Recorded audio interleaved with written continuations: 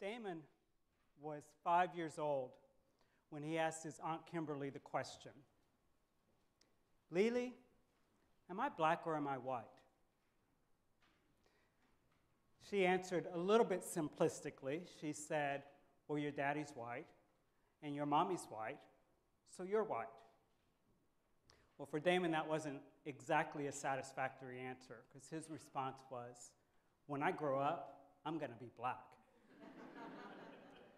Now, Damon wasn't confused about his basic colors, but so why would a 5-year-old ask such a strange question? He already knew that it mattered, and at 5 years old, he had already attached value to race. And he wanted answers to questions that we don't want to answer, but we have to start answering race questions, and we have to start answering with the truth. We tell children that race is real, but that race doesn't matter, when the opposite is actually true. Race is not real, but race does matter. If that sounds crazy, let's look at the evidence. I was in 6th grade, living in Hawaii, when I decided I was going to be an anthropologist. I wanted to study human cultures. So to support my decision, my parents got me the book, The Color of Man by Robert Cohen. And I learned from that book that the color of our skin is determined by the amount of pigment in our skin, especially the pigment melanin. So darker skinned people have a lot of melanin, and lighter skinned people have less melanin. But I also learned that while anthropologists are very clear about those different skin colors, they've long abandoned the idea of races associated with skin color. There is no culture in color. There are no muscular or mental abilities associated with melanin. There are no character traits, no virtues, no vices, no values associated with skin color. And yet, from a very early age, we start teaching children that skin color is different from all other kinds of color, and we don't tell them why. So when Elliot was four years old, he's almost 8 now. When Elliot was 4 years old, he was obsessed with the human body. And it's not that sort of normal 4-year-old obsession with body parts.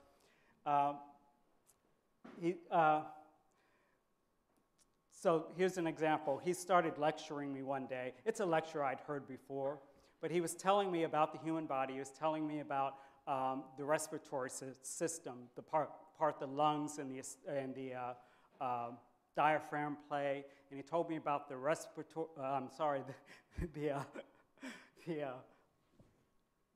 I used to know this exactly. The digestive system, the part that the esophagus and the large and small intestines and the stomach play, and he taught me that the brain is the control center for the entire body.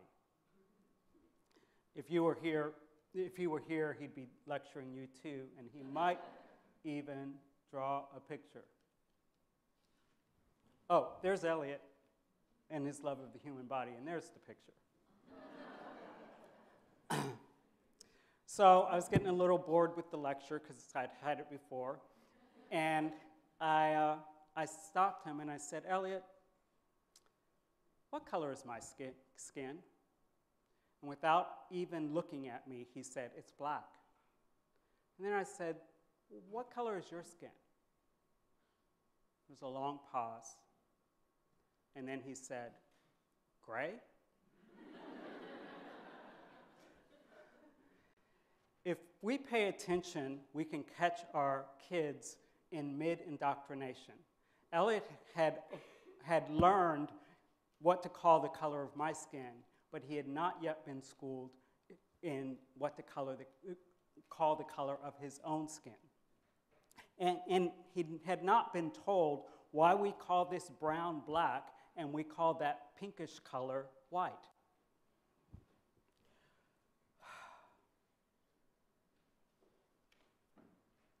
Of course, our notions of race go beyond skin color to other kinds of physical traits and abilities. I learned the word anthropology from my 6th grade teacher, Mr. Waite. My best friend Ted and I used to stay after school in 6th grade and pick Mr. Waite's brain. And one of those days, he told us about a U.S. senator who believed that black people were not very intelligent, but that they could run fast and jump high. Now, that U.S. senator, of course, was not the first prominent American to believe those sorts of things. According to historian Winthrop Jordan, who wrote White Man's Burden, which you can get out there, Thomas Jefferson, our 3rd U.S. president, struggled with the differences between the races. And so that man who wrote, we hold these truths to be self-evident, that all men are created equal, didn't quite believe that. He continually wondered whether the black man, as he put it, was truly made of the same stuff with the same abilities as the white man and the people he called Indians. Jefferson actually wanted to believe that we were equal, but he never came to that conclusion. As Ted and Mr. Waite and I talked about these situations and looked around our own multicultural classroom, we had to laugh, because the intellectual stereotypes did not fit the people in our classroom, and the athletic stereotypes fared even worse. Many of us also believe that race is somehow connected to what we call bloodlines, and we say we can trace our races back to 3 or 5 pure bloodlines. But again, the science doesn't back that up. There are no pure races, and there never have been. I apologize for giving you all old news. This is old news. It's not the domain of just the elite experts. It's been knowable for a long time. But most of us don't know it because in our lives, we follow a stubbornly ingrained false narrative. So, if race is not real, why talk about it? We have a bunch of reasons not to talk about it. We believe that any mention of race means there's going to be winners and losers, heroes and villains, angels and demons. We believe somebody's going to get called a racist. And we might believe somebody should be called a racist. We don't agree on what racism is. We don't even agree on what race is. We believe that race is the domain of some people, but not of other people. And we believe that any mention of race exaggerates our differences, minimizes our similarities, and exacerbates our problems. But we must talk about it anyway. In her TED Talk, Colorblind or Color Brave, Melody Hobson lays out the case for diversity in all walks of life, but especially in businesses and boardrooms. And she also says that we need to pursue this diversity for the sake of the children. So recent studies have told us a little bit of where children get their racial ideas. In 2014, Allie Michael and Eleonora Bartoli described what they found in a study of white parents and their white adolescent children. They interviewed the parents and the children both together and separately. And they found the parents reported teaching their children, do not be racist, do not talk about race, do not say the word black, and do not notice racial differences. They wanted to teach their children that everyone is the same and that racism is bad. And they defined racism as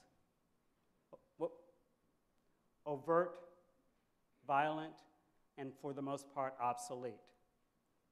But the messages the children reported were incomplete and conflicting. The children reported learning the messages, everyone is the same, race is superfluous, and hard work alone is the key to success. They also reported some views of certain racial groups, including the belief black people are lazy, black people are poor, black neighborhoods are dangerous, and black people are physically stronger than white people. Sounds a little like the sentiments from that US senator years ago. I don't suspect that this type of socialization is exclusive to white families. The racial mixed messages we send children transcend our family dynamics or our family histories. Our family was gathered in Columbus, Ohio in the year 2000 for my dad's burial. After the service, we drove to my cousin's house for a meal, and I was driving the van that my white wife, Laura, had driven up from Nashville to shuttle us all around. And so in the van, I was driving the van, my wife was in the passenger seat, and in the back were my mother, my siblings, my uncles, all African American. And we pulled up to my cousin's apartment, and there was a car in front of us, and there was an older white couple getting out of the car, and they were having trouble getting out of the car, and we're all getting impatient because we want to park and get to our place. And so we're sitting there, and one of my relatives, who I won't identify, said out loud, "Do you see these people? They see us. They know we're here. They're being slow on purpose." He said, "White people always do this." And all the chatter in the van kind of cut out. And then this anonymous relative spoke up, and he said, "Oh, Laura, I'm so sorry. I didn't mean that." Now, as a family, we laugh about that now. Mainly, we laugh about it because we know that he didn't really mean that. We know this relative, and that isn't even, that's not his world. But sometimes we have these racial conversations for a number of different reasons. Too often, when it comes to ethnicity, to color, to race, we have those conversations, but we don't have them in polite company and we don't have them in mixed company. They come up when something happens in our national culture, as Andrea mentioned. O.J. Simpson, 9/11, President Barack Obama, Ferguson, travel bans, Sandra Bland, Charleston, Philando Castile, Charlottesville, border wall, DACA. These things happen in our culture, and we hear pundits and politicians, media folks speaking about these things, and we cultivate our own ideas, and we might share those ideas with people around us who we think, we hope, are like-minded with us. But we also hear views from people who might be close to us, who are expressing something that we've never heard before and never knew that they held. And we realize that race does matter. These incidents happen, and our children who are taught to be colorblind, okay, that slide's not there, are blindsided. And there are opportunities, and there are incidents in our personal lives. It was the night in 2014 when Casey was born. Her siblings, then 10-year-old Damon, and 6-year-old Chelsea, and 3-year-old Zoe were staying the night with me while their parents and their grandmother went to the hospital for the baby. The next morning, I got up and viewed pictures on my tablet of the baby. And Chelsea, 6 years old, woke up and she looked at the pictures, but then she wanted that tablet to look up pictures of the Disney animated movie Frozen. And she wanted to look up pictures of Elsa, her favorite character. So she's looking through these pictures, and then she stops, and she sees this one picture, and she says, "What? That's not Elsa." This Elsa had dark brown skin. She said, "It's black. It's ugly." She's sitting right there, almost in my lap. What would you say? What would you do? I sat there frozen. And I thought, I could let it go, let it go. I can say, don't say that about black people. But I love our Chelsea, and I wanted to know more. So I said, you think black skin is ugly? And still a little shooken, she said, yes. And then just in a split second, she said, well, not your skin. But Elsa is not supposed to be black. And I could only agree with her. Now, to be clear, this particular Elsa was not well drawn. But what sounded like a racist sentiment from Chelsea, white skin is beautiful, black skin is ugly, was nothing of the sort. What was actually going on is I had to venture into that discomfort to probe a little more. And what I found is what she really meant was, I've seen this movie dozens of times, and Elsa has white skin and a long side braid, unless it's Coronation Elsa, and then the braid is up. That's how I know it's Elsa. What Chelsea taught in that moment is that our ethnicity is essential to our identity, even if you're an animated character. What followed was a loving and truthful racial conversation with 6-year-old Chelsea, 10-year-old Damon, and 3-year-old Zoe. 3 white children and their black grandfather. And there have been other opportunities. One of my favorite things to do around the holidays is to read aloud Christmas stories. And this year, we gathered Chelsea, who's now 10, Elliot, who's 7, Zoe is 6, Autumn, who's 5, and Casey, who is 3. And I was reading the story Maggie's Gift by Catherine Peterson. And in that story, it features Mr. McGee, a lonely and cranky older widower.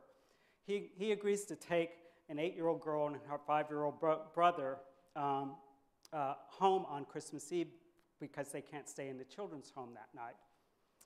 As he's on the phone discussing the arrangements with Miss Trainer from the children's home, he asks, by the way, what color are the children? White, she says. Does it matter? Yes, he says. I have to know what color to get the doll. Now, I had read this story aloud many times, but this time I had to pause right there. And one reason is I had in the back of my mind the book Raising White Kids, which just came out last month by Dr. Jennifer Harvey. And Dr. Harvey encourages parents of white children to take advantage of these moments to promote what she calls race consciousness. For her, race-conscious parenting involved noticing and naming race early and often.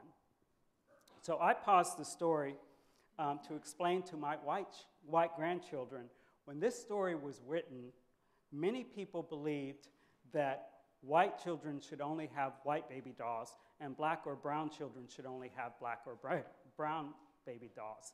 And I was a little amused that I had to explain to them the difference between now and then. But Chelsea picked up the narrative. She said, yeah, in those days, black people and white people couldn't be together. If you were a white person and you wanted to marry a black person, you couldn't do it. And then she went through all these other forbidden marriage scenarios, racial marriage scenarios that she could think of. And then she said, but Martin Luther King came and he changed all that. And Elliot shouted, oh, I know him. And then Chelsea continued. Martin Luther King said, you can marry whoever you want. The color doesn't matter. It's like chocolate ice cream and vanilla ice cream. And you mix it all up and it's caramel. This was not the time to demonstrate how bad that analogy really was. But her loving and lovely sentiment came through. Zoe chimed in, my baby doll is brown. I know, I said, and I remember what you named her. I know because the day she brought the baby doll home from Dollar General, she introduced us. She said, Peepaw, this is my baby, and she's like you. I named her Moana. I'll call her my baby, but you call her Moana. Again, she's like you. I was gonna get the white one, but it was too much. I pushed just a little bit. Was the white one the same kind of doll? Yeah, she said, but this one was almost free. The white one was $10. Once again, I chose not to engage our first grader in this discussion of why the brown doll was almost free, because our race-conscious conversations don't have to occur all at once. We can circle back around and have that conversation later. And if we're paying attention, there'll be plenty other opportunities. When we talk openly with children about race, we don't burden them, we free them. We allow them to embrace an essential part of their own identity and also to embrace the identities of all other people they encounter. We handicap our children when we operate in racial silence, and we rob them of an essential part of their own identity. And I suspect that this is especially the case for white or gray people, children like Damon, Chelsea, Elliot, Zoe, Autumn, and Casey. The vision I long for is not post-racial, and where we ignore racial differences. What I long for, and I suspect you long for, is not post-racial, but post-racist society. A society where the destruction wrought by race and power is eliminated. Racism and its inequality still stubbornly exist. But those inequalities are only a symptom of something deeper in our national psyche. There remains the reality that race matters, and not always in positive ways. I believe that the road to a post-racist society, a society where our diversity is a virtue, must be paved on a commitment to embrace race. So how do we proceed? One way is to begin by taking our cues from the children. We start by answering truthfully. We stop telling them that race is not real, but then showing them that it is. We break our silence when children ask why some brown people are called brown and other brown people are called red or yellow or black or white. And if we really want to benefit from our diversity and demolish the strongholds of racism, we dare to tell the truth even before children ask. Tell them race is not real, but that race does matter, and tell them why.